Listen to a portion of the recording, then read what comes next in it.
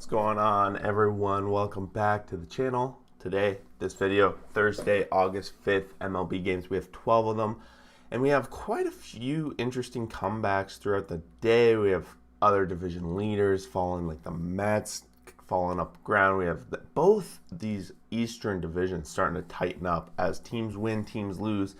It's getting quite exciting out there, and there's a lot of teams even playing spoilers. So we're going to jump into that. But before we do, go down there, smash that like button, join the community, join that comment section. Let me know what plays, what games you enjoyed last night. Maybe I missed a highlight or something like that. So feel free to keep the conversation going in the comments and in the Discord. We have a Discord channel, so check that out if you are interested in talking baseball with a bunch of guys from around the North America and all these different teams. Otherwise, let's jump into it with the first game of the night. It was the Marlins and the Mets. I guess it was matinee, afternoon game. There's quite a few of those. Thursday, get out of town day, of course. And the Marlins had a late inning comeback. I think off the top, we had 4 or 5 late inning comebacks yesterday, and this started things off when the Mets were tied 1-1 going into the 8th inning, and the Marlins put up a 3-spot, just generating a lot of runs. Chisholm leading the way with 2 hits and an RBI, and Brinson also had a hit, 2 RBIs on the night off of his double. Yeah, this is a tough spot for the Mets. Rich Hill out on the mound, 5 innings pitched, no earned runs, 3 Ks. It wasn't until the bullpen came in. Familia going to get charged with the loss, 3 earned runs and 1 out. And Garrett for the Marlins go 5, 0 earned runs, 6 Ks. And the bullpen comes in and pulls up the win. Detweiler gets the win, and Bender gets his 2nd save of the season. Mets are slowly losing. It's not even slow anymore at this point. They have lost their stranglehold on this division. They're only half a game up on the Phillies. We'll get to that in a minute. Tigers 8, Red Sox 1. And after the Red Sox had snapped their losing streak, they get immediately pummeled by the Tigers. Scope continues to be one of Tiger's best hitters this season. He had a 2-hit, 2 RBI night, batting .287. Reyes, 2-hit, 3 RBI night. He had a triple and 2 triples, it looks like, in the game. Tigers got a 3-0 lead after a couple innings, and then they just kept piling on. 3 runs in the 5th, another one in the 6th, another one in the 7th. The Red Sox did not even get on the board until the 8th inning, and it was far, far too late. At that point, they did manage 9 hits on the night, and just again, seems to be a common theme leaving guys on base. J.D. Martinez leaving 4 guys on base, a couple of strikeouts for him. Martin Perez can't even get out of the 2nd inning. He goes 1.1, 3 earned runs, 2 strikeouts, 37 pitches for 4 outs. Just not going to get it done on this night. Skubal goes 5, 0 earned runs, 4 Ks in the win, and Tigers playing spoiler. Still think they have a shot at getting 500. They're 5 games away from 500, and that probably is their goal this season. Angels 5, Rangers 0, and the Angels are now above 500, but there's a lot of teams they have to hop if they're going to get in this wild card race, of course, and some of those teams are very hot. New York Yankees 8-2 in their last 10. Toronto Blue Jays also 8-2 in their last 10. So I think if the Angels are going to get back in the sun, they got to play 700 baseball. They need Mike Trout back. Let's be honest. Ohtani goes 0-for. It's been on quite a few 0-fors lately for him, but he still gets a couple walks in there, and it seems like when he's getting up, he's striking out quite a ton. So I haven't been watching specifically his batting, but it seems like a lot of strikeouts as of late that I've noticed. Adam Eaton hits his 6th home run of the season for them, coming in that 3rd inning, which ends up being their biggest inning, 3 runs. And then it was a solo shot, but it got the party going, and that's what all they needed as they shut them out. Dylan Bundy goes 6.1, 0 earned runs, 6 Ks. Finally, it's been a little while since we said Bundy had a good outing, but he did. 6.14 ERA now, and Howard 2.1, 3 earned runs, 3 Ks in the loss. And not much to talk about with the offense, but a big win for the Angels to at least keep their name in the conversation. Rockies 6, Cubs 5. Rockies were out 4-0 going into the top of the 5th, and the Cubs had a monster inning, putting up 4 runs to tie it up, but Rockies answered back immediately in the bottom of the 5th. Trevor Story carrying the load in that bottom of the 5th as well, hits his 2nd home run of the game. He had a 2-hit, 3 RBI night, putting the team on his back. Joe hits his 3rd home run, and Hilliard hits his 7th of the season. So the home run long ball, of course, in Coors Field is always the story, but it was the story for the Rockies on this night. Cubs didn't get any.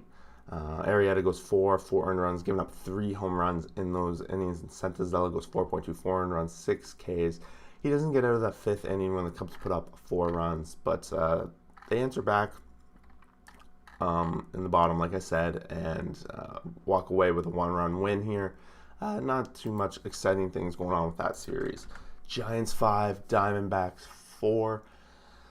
I gotta say, the Giants really scraped out of this series with the Diamondbacks with 3-1. They seemed like they scraped out of it multiple times. They were behind, and at least 2 of these games were very late inning comebacks, including last night. San Francisco was down 4-0 going into the 9th inning, and they put up a monster 4-run 9th inning to force extra innings, and then they were able to score 1 in the top of the 10th and shut out the Diamondbacks in the bottom to pull off the win. Bryant goes 3 for 5 and an RBI, and then one of those RBIs was very clutch in there. He had multiple doubles last night. He's proven to be a pretty big ad. And of course, batting .270 is one of the higher averages in the lineup. Giants, again, pull out a big win here. Alex Wood goes 4 earned runs, 5 Ks. Not a really good outing, and that's been one of the concerns with the rotation as of late, is they haven't been the amazing rotation they were at the start of the season. Of course, a lot of games, and everyone gets struggles along the way. Rogers going to get up, getting the win, and McGee comes in for his 24th save of the season. Merrill Kelly goes 8, 0 earned runs, 4 strikeouts, and honestly, if Diamondbacks won this game, he'd be on the thumbnail because that is the best outing of any pitcher on the night. But they can't put him out for 9 innings, and that's when the bullpen comes in and blows it. Clark gives up 3 runs on 0 outs, and Clippard comes in there and gets the blown save along the way. Gilbert, unfortunately, is going to get the loss in those extra innings. Phillies 7, Nationals 6, and Phillies were on the ropes in this one. I really thought that they were going to let this one get away. They were at 2-0 early. They had Aaron Nola on the mound, and Nola did not look super good. He had his struggles in this one in the 4th and 5th inning, giving up 5 runs along the way. He went 5, pulled after those 7 strikeouts. Not a great outing for Nola, but his team bailed him out. 5-3 going into the top of the 9th. They piled on 4 runs. Rhys Hoskins leading the way with 3 hits, 2 RBIs, and Bryce Harper in that 3rd inning getting a nice lead for his team. Hits his solo shot, his 18th of the season. It's Josh Bell who really gets to Nola. Hits his 19th of the season, a 3-run bomb coming in that 5th inning, which gives the Nationals the lead, but they can't hold it. And like I said, 9th inning, Finnegan comes in there and gives up 4 unearned runs, so there's a story there for sure. Philly had 3 errors in this game themselves, and Nationals only 1. But no earned runs going to Finnegan, but he does give up 4 runs. There's got to be a specific error happening, of course, but Phillies, they're in a half a game out of the division lead. The Mets have got to be quaking in their boots. Yankees 5, Mariners 3. This is an important series because both these teams were essentially tied for the wild card coming into this season. Tied for being the first team out of the wild card, I should say. And the Yankees are hot. They're 8-2 in their last 10. And the Mariners is everybody's Cinderella story, really. Like, they don't necessarily think that they should be there if everyone's looking analytics, run differential, all that stuff. They're the odd man out, but they've performed well, and got to give them a little bit of credit there. This game was 2-2, about halfway through. We had Kyle Seager hitting his 23rd home run of the season. Kelenic in that 7th inning, giving his team a 3-2 lead, does hit his 5th off of Chad Green. But then it's Joey Gallo coming up in the bottom of the 7th, 3-run bomb, which gives the Yankees a 2-run lead, and they don't look back. Gallo had a monster night, 3 hits, 3 RBIs, all coming off that home run, but he had 2 doubles and a home run, so a lot of credit goes to him. He's finally making his mark on the Yankees, and I guess that's the kind of player Gallo is. He's quite quiet, low batting average, but then boom, he has a boom game like this, and he very much just wins the game for your team. Anderson goes 5, 2 runs, 4 Ks. Decent outing for him. It's kind of outing that Seattle needs from the starters, and that's good acquisition at the trade deadline. Sewell ends up getting a blown save, though, off that home run. Cortez goes 5, 2 earned runs, and 2 strikeouts.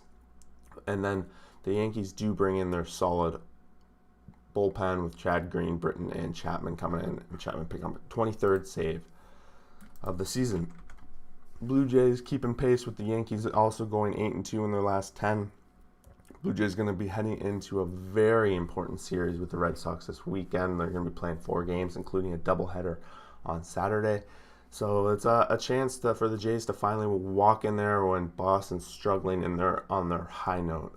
But in this specific game, it was Bo Bichette putting the team on his back. He had a 2-run shot in that 4th inning to give his team a 2-0 lead, and then he gets the RBI in the 6th inning. So he bats in all his team's runs, coming off ex-teammate, I found out, Tristan McKenzie. 7 innings pitched, 3 earned runs, 4 Ks for him. They both played for some World versus USA match back in the day, prospects game. So that was pretty interesting. Tidbit, Stripling goes 6, 0 runs, 6 Ks. And Stripling, they're saying it's a mechanical change that he made that's making all the difference for him. But the Jays rotation looking really good right now. Reds 7, Pirates 4. Reds were out 7-0 immediately, but as Reds fans know, you can't hold your breath on this, and definitely late in this game, Pirates put up 4 in the 5th. No home runs or anything. They're just top of their lineup, generating some runs. Newman, Reynolds, and Hayes all picking up an RBI in that inning. And they had more chances. And with the Reds bullpen, you're always a little worried that they're going to let it slip away, but they managed to hold it this time. India led things off in the 1st inning, hitting his 12th of the season. Suarez swooped in the 2nd and hit his 22nd. Joey Votto continues to mash his 22nd of the season, also coming in that 2nd inning, which helped really boost Sonny Gray's outing. He was able to go 5, 4 and run 7 Ks, and he's going to get the win while his team piled in those runs early. And Crow on the other side goes 4, 3 earned runs, 5 strikeouts. 3 of them are earned, but he gives up 7 runs, puts his team in a hole, and he pitches 100 pitches over those 4 innings. The Reds' offense is always something to be worried about. If they can get their bullpen under control, they're going to make a run at that last wild card spot against the Padres or whoever else drops down into that spot. Twins 5, Astros 3, and Twins essentially just playing spoiler at this point. Not that there's a whole lot you can spoil with the Astros. They got a pretty big lead on the division, but they're out there having some fun, testing out some of these new guys, of course. 4 runs coming in that 1st inning. Didn't really have to look back after that. Astros did put up 1 in the 6th when Jason Castro hits his 6th home run of the season. Alvarez adds another innocent one in that 9th inning. It's a 2-run shot, but it was already 5-1 at that point, and just 1 inning to go down. Jax was 5-1, 1 run. Giving up that solo shot is all that he gives up, and Chrome is going to get this 4th save of the season. Valdez on the other side, 6.2, 4 earned runs and 7 Ks in the loss. Moving along, we have the KC Royals against the White Sox, and the Royals have just, I don't know, they just had the White Sox number for the most part. I think they went 5-2 in the last 7 against the White Sox over these past 2 weeks. A little bit of concern there, but it just seems like the White Sox couldn't get their pitching and hitting going in the same game, and that was pretty much it. Every team's going to get hot, and the Royals showed that that's possible. Olivares hits his 4th home run of the season. I believe that's back-to-back nights where he hit a home run. He got things going in that 7th inning to give an insurance run because the Royals were up 2-1 from the 1st until the 7th. The White Sox did not score.